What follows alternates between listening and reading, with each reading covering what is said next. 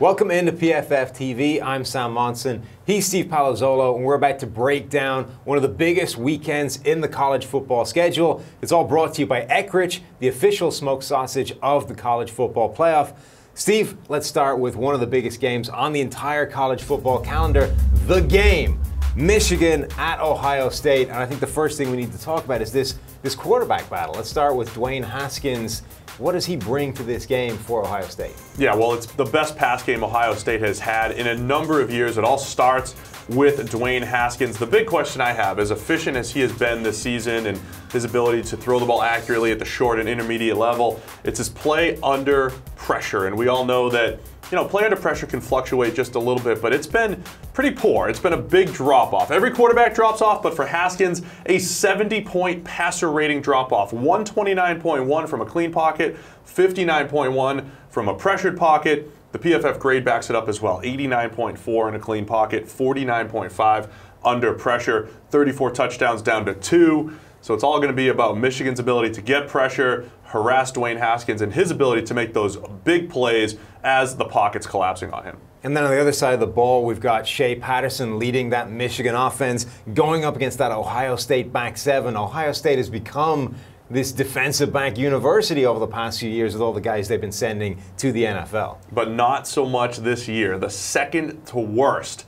coverage grade in the Big Ten, ahead of only Illinois. And this has actually been the big difference, because you talk about all those players that they're sending to the NFL, and it's just a different year right now for Ohio State. On the back end, Shea Patterson, after a slow start against Notre Dame this year, has played extremely well, and he's getting the ball down the field. Number 5 in deep passer rating at 132.5. He actually has the same number of big-time throws as Haskins, despite almost 200 fewer attempts. Those big-time throws, PFF's highest-graded throws, those downfield, tighter window throws. So Patterson has shown the ability to make plays down the field, and there should be some opportunities against this Ohio State back seven, because, they're just not covering as well as they have in recent years. And what about that Ohio State pass rush going up against that Michigan offensive line, trying to put Shea Patterson under pressure? No Nick Bosa, obviously he's sitting out preparing for the NFL draft, but there's still a lot of talent on that Ohio State front. Yeah, this will be the key to the game, pretty much, because just like Haskins has a drop-off, again, every quarterback has a drop-off clean to a pressured pocket. Shea Patterson with a 91.9 grade from a clean pocket. That drops to 58.7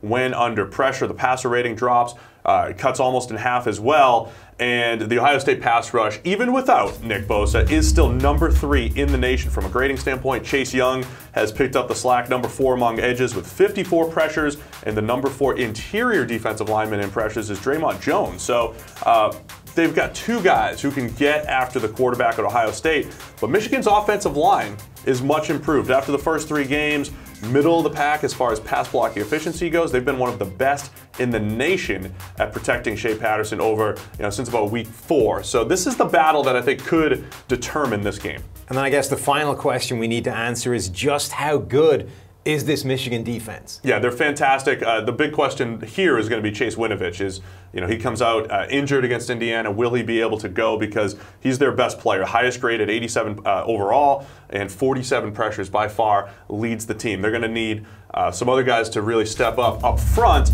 but the cornerback situation has been fantastic. David Long has allowed only 9 receptions on 30 targets. Brandon Watson, 16 for 37. Lavert Hill, 10 for 29. Those are just ridiculous numbers. Very difficult to complete passes against these corners, even though Lavert Hill, he gets a little grabby in coverage sometimes, Sam. He's got 6 penalties, but just another one of the battles. If Michigan can't get pressure, it's going to be on these cornerbacks to just, continue that incredible production against KJ Hill and company and the Ohio State receiving corps. It's time to talk Iron Bowl, Steve. Auburn versus Alabama. This is one of the best games of the college football season, and I think the story is that Alabama passing attack this year.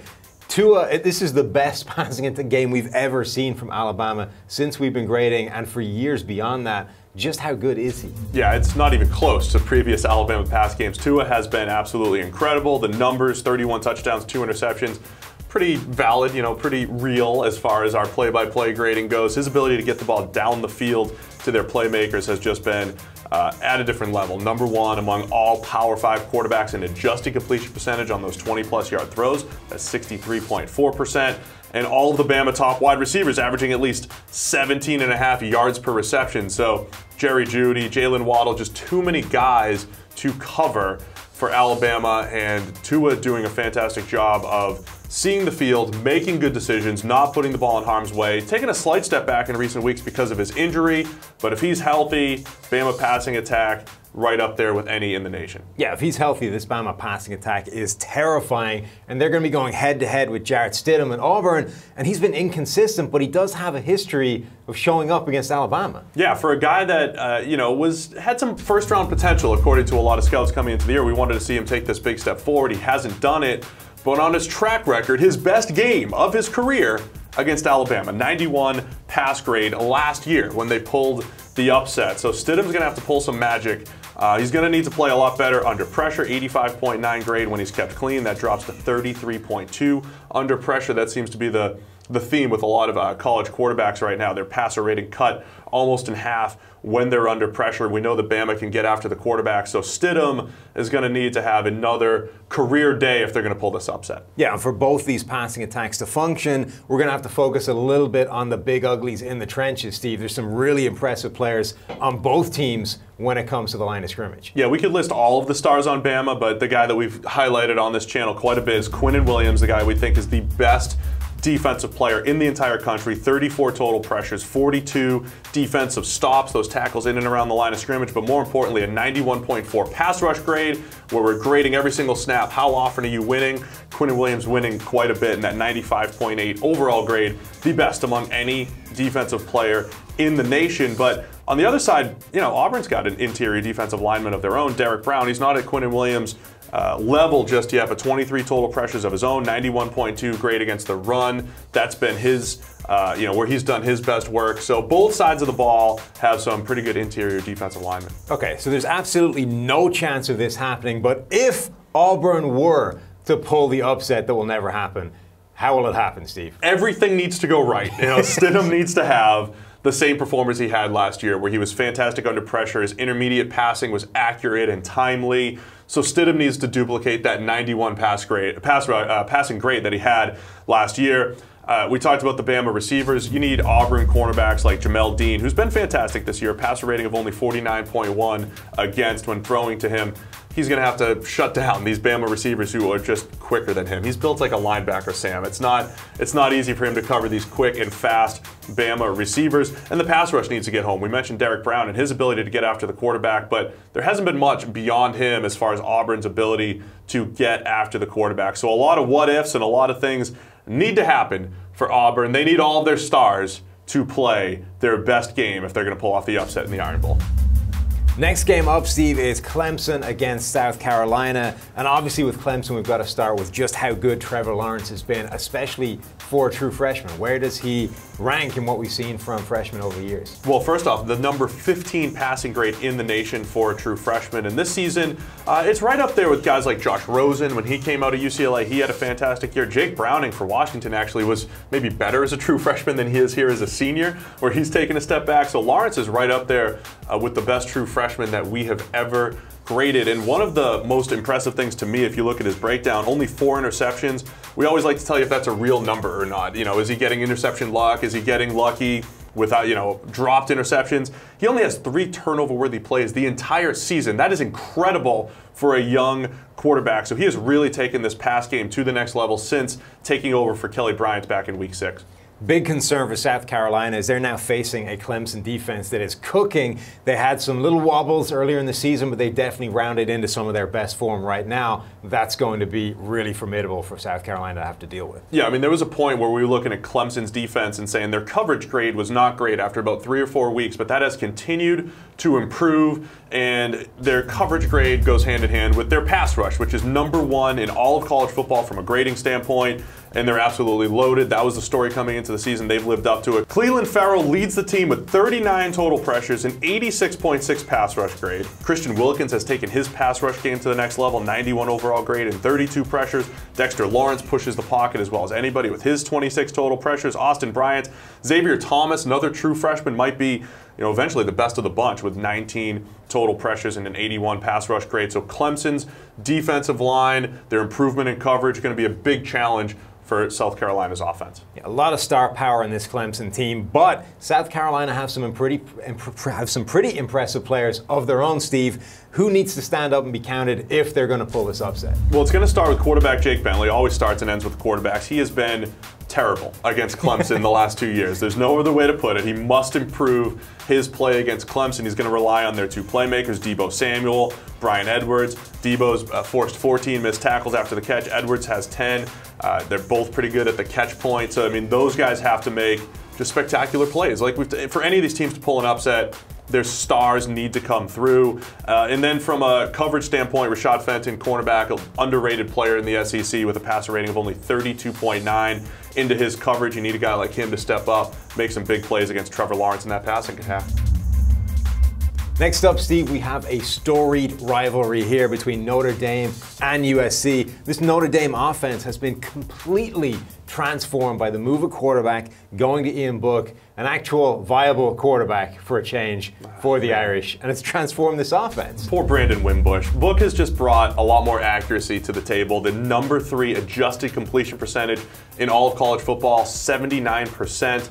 So his ability to just get the ball into Notre Dame's playmakers has really changed this offense, and only 5 turnover-worthy throws for Ian Book as well. So, that efficiency has transformed the pass game at Notre Dame and getting the ball into guys' hands like Miles Boykin, relying on that running game. Notre Dame's offense, very efficient right now. Yeah, and it's meant that the defense hasn't had to do the whole thing by itself, and consequently it looks even better than before. It's a fantastic looking unit that is loaded with star power. Yeah, this is the thing about Notre Dame. They were, as recently as 2 years ago, we were talking about them only having a handful of sacks all season, just getting no pressure. Completely different Notre Dame defense this year. The #4 pass rush grade by our numbers. That's how often they're winning and the speed at which they're winning. That's an incredible improvement, and that is the biggest key to Notre Dame being in the college football playoff picture right now. Jerry Tillery, 90.9 pass rush grade, 37 total pressures from the interior. That's fantastic. Julian Okwara coming off the edge. He leads the team with 55 total pressures. And then at the linebacker level, Tavon Coney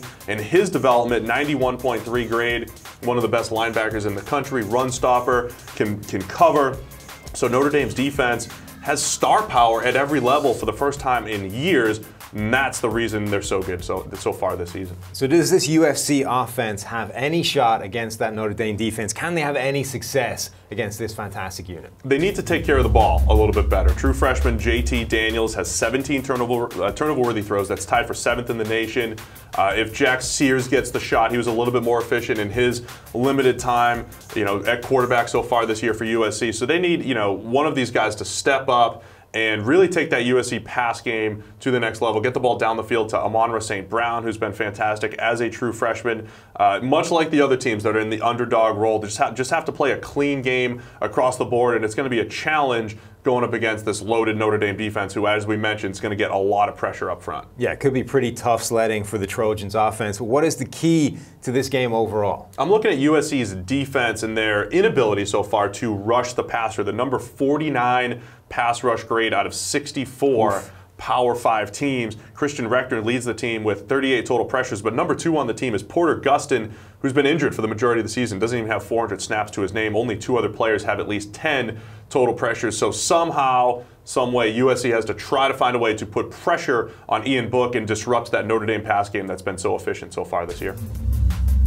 All right, Steve, it's clean, old-fashioned hate happening between the hedges. In the Peach State, we've got Georgia, a contender with national title, college football playoff aspirations. They're going and they're facing Georgia Tech, but Georgia Tech run that triple option offense, and that can always give teams a little bit of a problem. Yeah, always a big question when you have to go up against that triple option, something you just don't see week in, week out. Luckily for Georgia, the #1 graded tackling team in the nation, 94.8, only missed 56 tackles so far this season. They might give up some yards, though. Their linebacker play has not been as good as it was last year. Roquan Smith, the first-round pick who moved on to the NFL, they haven't found a suitable replacement for him, so they might give up a little bit on the ground, but tackling in space will be key, and that is one of Georgia's strengths. Yeah, and in a rarity for football games these days, it's all about the run game in this one. What about Georgia Tech? Can they stop Georgia's run game? So I think this is where Georgia Tech really needs to step up their game, because they're only number 43 out of 64 Power 5 teams in our run defense grades.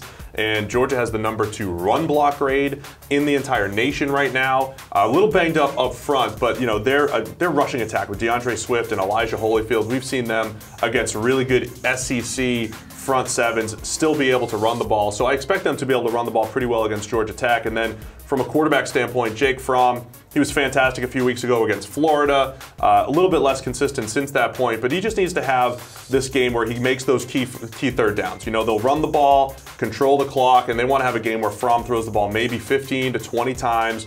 And they have a chance to do that against Georgia Tech. So expect DeAndre Swift, Elijah Holyfield to have big games behind this Georgia offensive line. Going to be really tough for Georgia Tech to slow down that Georgia running attack. All right, next up we have Oklahoma, West Virginia, Steve. And this game, it's all about the quarterbacks. Your favorite type of game. Yes, perfect. Let's first start with Kyler Murray, Oklahoma quarterback, having one of the best seasons we have ever seen, coming fresh off all those Baker Mayfield seasons that broke the PFF system. Yeah, he is grading unbelievably so far this season. The top grade, even above Tua, at 95.4 overall. That's a 94.1 passing grade, and then an 89.8 rushing grade is also number 1. And I think that's, you know, one of the keys with Kyler Murray. We'll talk about his passing in a minute, but as a runner, we just saw it the other day. I know it was against Kansas, but he's been doing this all year. 8.3 yards per attempt, that's 3rd in the nation.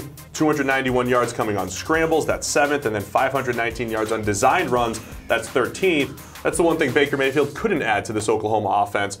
But, you know, Kyler Murray has also been an efficient passer. He's 3rd in the nation in deep passing yards with over 1,100. Kyler Murray making plays down the field and making plays as a runner. I've heard him called kind of a sleeper Heisman candidate at this point, or a Heisman pick. Like, he's in the running. He's right there with Tua, if not the guy, the way he's been playing so far this year. But it's not all about Kyler Murray, because on the other side of the ball, we have a legitimate quarterback here in Will Grier as well with West Virginia. Another guy that's been grading extremely well in PFF system, not just this year, but last year as well. Yeah, over 90 last year, 91.1 this year, ranks 3rd. He's 6th in deep receiving yards with 1,044. He's got 17 touchdowns on those deep passes. That's number 1 among Power 5 quarterbacks. You know, the only blips for him have been against some other Big 12 teams where he's had some subpar games, but in recent weeks he's been fantastic. They fell short last week against Oklahoma State, and maybe he could have closed the game a little bit better, but he got them out to this big lead. They're scoring points at a high rate in West Virginia, and it's because of Will Grier, his efficiency throwing the ball down the field and taking care of the football. And obviously in the Big 12, defense is somewhat optional, Steve. So in particular, can the Oklahoma defense slow down this formidable West Virginia passing attack? So in a lot of ways, Oklahoma is not that much different from, say, Ohio State, who we've sat on here and trashed their coverage and their ability to just stop opposing offenses. Oklahoma has the 11th worst coverage grade among the 64 Power 5 teams. This should really be the thing that potentially keeps them out of the college football playoff. In Oklahoma's back 7, every player that has at least 20 targets has allowed a passer rating of at least 93.9. So it's been rough in the Oklahoma back 7. And then, you know, West Virginia's wide receivers, Gary Jennings, David Sills. I mean, they've got so many weapons. It's going to be another good old-fashioned Big 12 shootout, you know, 50s on both sides probably. Least. So the 2 of the top 3 quarterbacks and some bad coverage units. A lot of fireworks in this one. All right, Steve, Washington versus Washington State. It's the Apple Cup. And the most interesting thing in this matchup has got to be that Mike Leach air raid offense going up against Washington's defense. And this offense led by quarterback Gardner Minshew, that's the really fascinating matchup to watch in this one, right? Yeah, Minshew has been fantastic. He's thrown his name into the Heisman ring, so to speak, and you know, this is a big game for him. Washington State still has playoff hopes alive. We thought that this game would be a big one, but for Washington this year, Washington State, one of the stories of the season, and Minshew's 90.5 grade, ranked 6th in all of college football among quarterbacks. His efficiency in that system has really taken, you know, that air raid offense to the next level. We've seen Luke Falk run it at a pretty good level, but not the same level that Minshew has been this year. His ability to get the ball down the field and just not miss a ton of throws has been fantastic. He's number 5 in adjusted completion percentage on deep passes at 57.1. We saw Luke Falk last year really struggle to throw the ball down the field. Minshew's downfield throwing ability has been fantastic, but also James Williams coming out of the backfield, the number 1 running back in the nation with 69 receptions, 531 receiving yards. So when you're playing Washington State, the downfield passing game and that short pass game to James Williams has to be stopped. They're running at a high level right now. Yeah, it's a whole new dimension to this offense when you add a quarterback with some physical gifts and the ability to push the ball down the field, as opposed to these limited quarterbacks they've had really throughout Mike Leach's history coaching this offense. But what about that Washington defense? Just how good a unit is it? It's fantastic. They really have stars at every level. Ben Burke-Kirven is going to be one of those keys to stopping James Williams out of the backfield. He's got a 90.9 grade, 91 in coverage, 3 pass breakups. He's done a good job generally limiting yards after the catch, so he'll be a key at the linebacker level. And then outside, Byron Murphy, one of the best corners in the nation so far this year, 13 pass breakups and 89.8 coverage grade. Taylor Rapp at safety, they can move him around a little bit. He's been one of the best safeties in the country. And then if Washington State does decide to run the ball at all, Greg Gaines on the defensive interior, 3 straight years of elite grading, 91.4 grade against the run so far this year. So Washington truly has stars at every level of that defense. Yeah, but what about the other side of the ball? Can Jake Browning actually step up his game and be a factor in this game as well? This has been a big concern for Washington because Browning came in as a true freshman a few years ago with very promising numbers, a very promising grade, but his grades have gotten worse every single year, and he's really struggled under pressure in some of these big games. We've seen it against Alabama, against USC through the years. And so if Washington State does get heat on him, he's got to take better care of the football. If we see more early career Jake Browning, they've got a shot. But the way he's playing right now, not nearly as good as he's been in recent years. A lot of jump balls down the field. So it's going to be about Browning giving his playmakers a chance to make plays and them really stepping up, making those plays down the field to keep up with Washington State's passing attack.